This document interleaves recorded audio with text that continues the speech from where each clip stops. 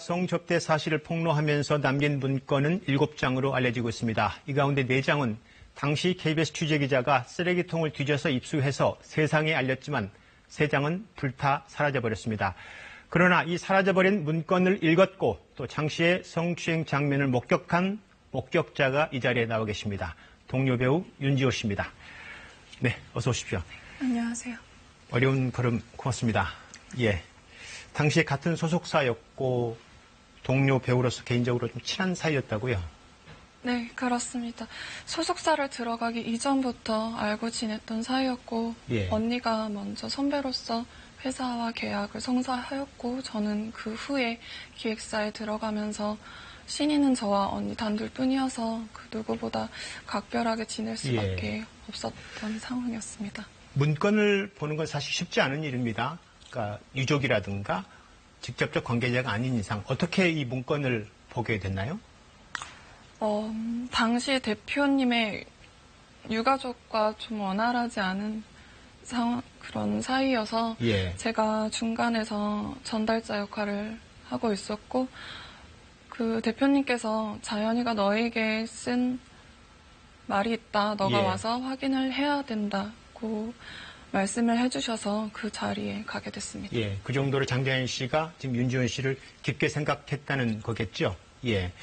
문건의 내용이 핵심적인 건데 그 내용을 보셨고 구체적으로 어떤 내용이 있었습니까?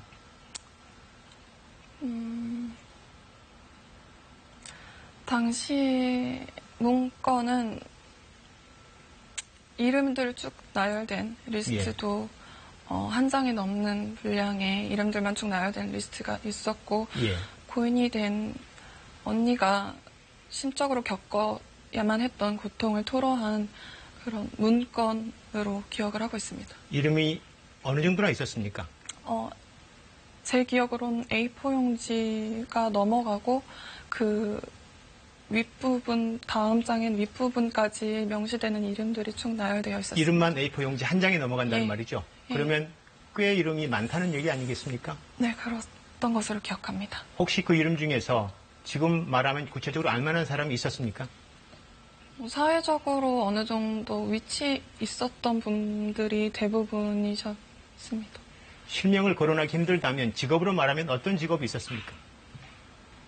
놀라울 만큼 직업군들이 굉장히 다양했던 것으로 기억합니다. 이를테면 정치인?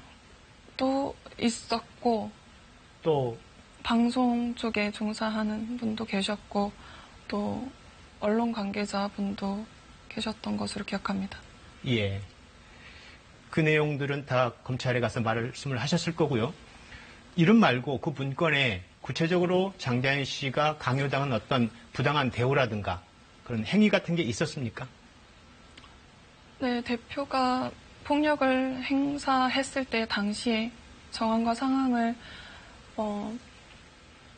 묘사를 하면서 서술했었었고 또 성접대를 강요받았습니다. 또 누군가에 의해 어떤 사람에게 성접대를 강요받았다는 것도 기재되어 있었습니다. 아까 명단에서 이름을 여럿 받고 유명한 사람 이름을 받다는데 혹시 계속 거론돼 왔던 조선일보 사장의 이름도 있었습니까? 사실상 주목이 될 수밖에 없는 인물임을 저도 익히 잘 알고 있습니다만 저는 현재 어떠한 신변 보호도 받지 못하는 상태여서 말씀을 섣불리 드릴 수 없다는 점을 양해해 주셨으면 좋겠습니다. 공교롭게도 장 씨의 문건 이외에 장 씨의 성추행 장면을 본 또 유일한 목격자이기도 합니다. 2008년 8월 5일이라고 들었습니다. 어떤 자리였습니까? 당시는 기획사 대표의 생일을 축하하기 위한 파티 자리로 1차와 2차로 나눠져 분리가 되었고 2차에서 언니가 성추행을 당하는 것을 그런 정황을 목격하여서 진술을 하였습니다. 그 성추행 장면을 기억하실 텐데 가해자는 어떤 사람이었고 구체적으로 말하기는 힘들겠지만 어떤 일이 있었습니까? 가해자를 본 것도 그날이 처음이었고 저에게는 모든 것이 처음이었기 때문에 더 뚜렷하고 명확하게 기억을 할 수 있었습니다. 언니가 테이블 위에 올라간 것도 처음 보았고 그렇게 테이블에 올라간 언니를 누구도 만류하거나 안전하게 내려오는 조치를 정상적인 사람이라면 그렇게 했을 텐데 그렇게 하지 않았고 강압적으로 언니를 끌어당겨 무릎에 앉혔고 성추행까지 이어졌었습니다. 예, 고통스러운 장면을 말씀하게 해서 죄송스럽게 생각합니다. 이런 부당한 강요를 받을 수밖에 없었던 어떤 계약 조건, 부당한 계약 조건이 있다고 들었습니다. 네, 그렇습니다. 당시 저희 둘밖에 신인이 없다 보니 토시 하나 다르지 않은 계약서를 가지고 같은 동일한 계약금 300만 원을 받고 위약금은 1억 원이라고 명시가 되어 있는 계약서에 사인을 하게 됐습니다. 이른바 개런티 계약금으로 300만 원을 받고 네. 위약금만 1억 원이었다고요? 네. 어떻게 그런 계약이 가능한지. 예. 이 내용을 당시 경찰 조사에서 진술을 하셨을 테고, 그런데 당시의 경찰 수사라든가 조사가 진실을 밝힐 의지가 없어 보인다는 느낌을 받았다고 들었습니다. 어떤 측면에서 그랬습니까? 당시 저는 갓 20살이 넘었고 그런 조사 자체가 처음으로 이뤄졌고 일반적이지 않은 여러 가지 사회 분위기 속에서 수사를 이뤄갈 수밖에 없었는데 우선 제가 수사를 이뤄가는 시간 자체도 굉장히 늦은 저녁 밤부터 밤늦게 불려갔다는 거죠. 까지 이어졌고 또 질문 또한 본질적인 질문, 핵심적인 질문의 요지가 아닌 전혀 관련되지 않은 여러 가지 질문이 오가고 있었습니다. 예.